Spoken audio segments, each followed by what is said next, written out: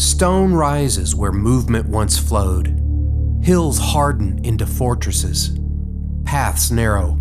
Doors close. Across the Greek mainland, massive walls appear, not to invite, but to warn. When Crete's power faded, the center of the Aegean world shifted decisively to the Greek mainland. Here, a very different society emerged, shaped less by movement across the sea and more by control of land, territory, and force. This is the world of the Mycenaeans. Chronologically, Mycenaean civilization flourished roughly between 1600 and 1100 BCE. It overlapped with the later phases of Minoan Crete, absorbed many of its ideas, and ultimately outlasted it. But culturally, the Mycenaean world was something else entirely. Where Minoan power flowed through trade, ritual, and maritime networks, Mycenaean power announced itself through walls. Mycenaean centers rose on defensible hilltops overlooking fertile plains and strategic routes. The most famous of these is Mycenae. But similar fortified citadels appeared across the mainland, including Tiryns and Pylos. Approaching a Mycenaean city was meant to intimidate. It suggested that something dangerous lurked beyond the walls. Massive fortification walls encircle these sites, built from enormous limestone blocks fitted together without mortar. Some stones weigh many tons.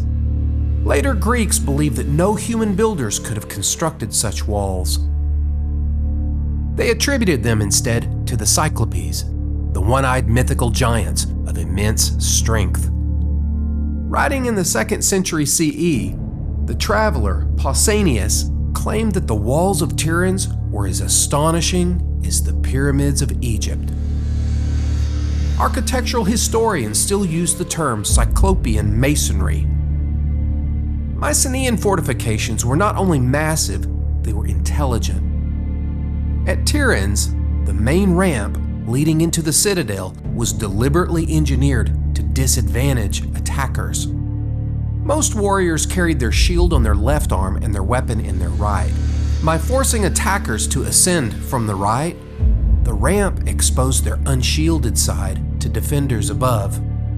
Once they reached the gate, stones and missiles could be dropped down upon them. This is architecture that anticipates violence. Unlike the open palaces of Minoan Crete, Mycenaean architecture controls movement through space. Approach is slowed, entry is narrowed, authority is concentrated. Every approach to a Mycenaean citadel reminds the visitor that safety lies inside, and danger waits beyond the walls. The most famous entrance into this world is the Lion Gate at Mycenae. Above the gate stands a monumental relief depicting two confronting lions, flanking a central column. It's the earliest preserved monumental stone sculpture in Greece. The lions themselves are over 9 feet tall. Their heads are missing, likely once made of precious materials. Positioned above the narrow entrance, the relief asserts dominance at the moment of entry. The gate combines post and lintel construction with a relieving triangle, a practical solution that also allowed space for monumental imagery. Unlike Minoan Crete, where we do not know the name of rulers, the Mycenaean world was ruled by kings called the Wanaks. Linear B tablets show that their authority was built on bureaucracy, land control, and military power. The Mycenaeans were obsessed with the control of resources. Linear B tablets reveal a highly centralized distribution economy. Wool, oil, bronze, land, livestock, and labor were carefully tracked, stored, and redistributed from the palace. Writing existed, but it was limited. Linear B recorded the affairs of the ruling elite, land, labor, resources, and offerings to the gods. Only a small administrative class could read it. Writing existed almost entirely inside the palace. It did not spread knowledge, it concentrated power. That power converged in a single architectural space, the megaron. Centered on a hearth and aligned along a single axis, it served as the throne room of the Wanax. Unlike the open movement of Minoan palaces, space here was controlled and directional.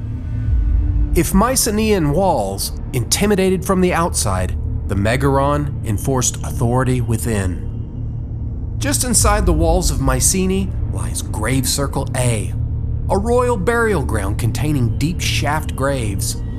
These graves descended far into the earth, making them difficult to loot in antiquity.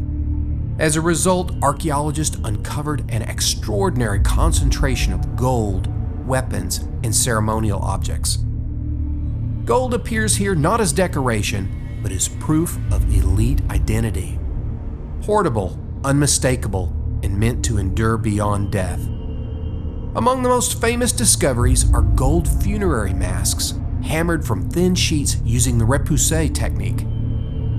These are the earliest attempts at life-size sculpture in Greece. The use of gold mask recalls Egyptian royal burial practices, but without inscriptions or names. Status is proclaimed visually, not textually. One mask was believed to depict the legendary king Agamemnon. It does not, but the association itself is revealing. Even in modern times, these objects invite myth.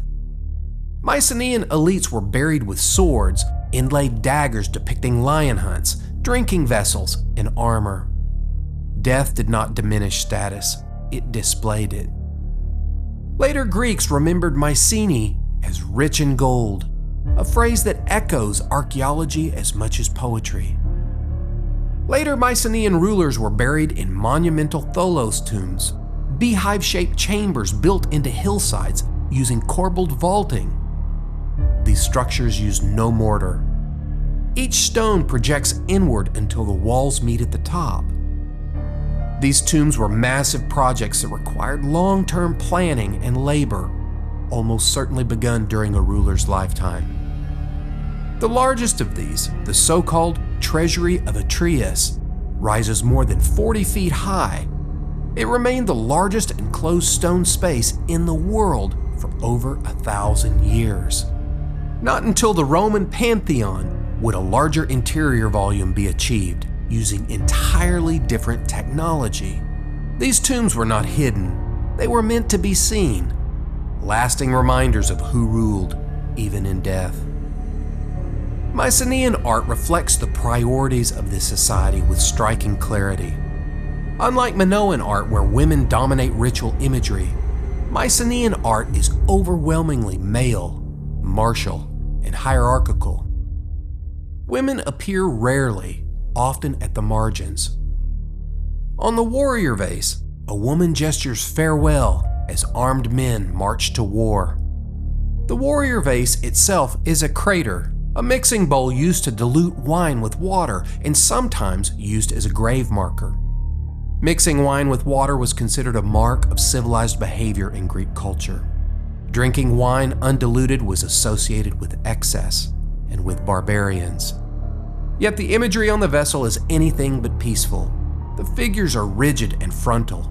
Movement gives way to order. This is not loss of skill, it's a shift in values. The soldiers carry shields, spears, and knapsacks, suggesting long-distance campaigns rather than local skirmishes. The image feels tense. Mycenaean art does not simply disappear, it fractures and later re-emerges, reshaped in the visual language of early Greece. Mycenaean power depended on long-distance trade networks for tin, bronze, and luxury materials. These systems were efficient but fragile. When trade routes were disrupted, palace economies collapsed rapidly. By the late 13th century BCE, Mycenaean centers were destroyed, abandoned, or drastically reduced. Writing disappeared. It would take another 4 to 6 centuries before writing re-entered Greek life in a broader form, when the Greek alphabet replaced Linear B. Monumental building ceased. But collapse did not erase culture.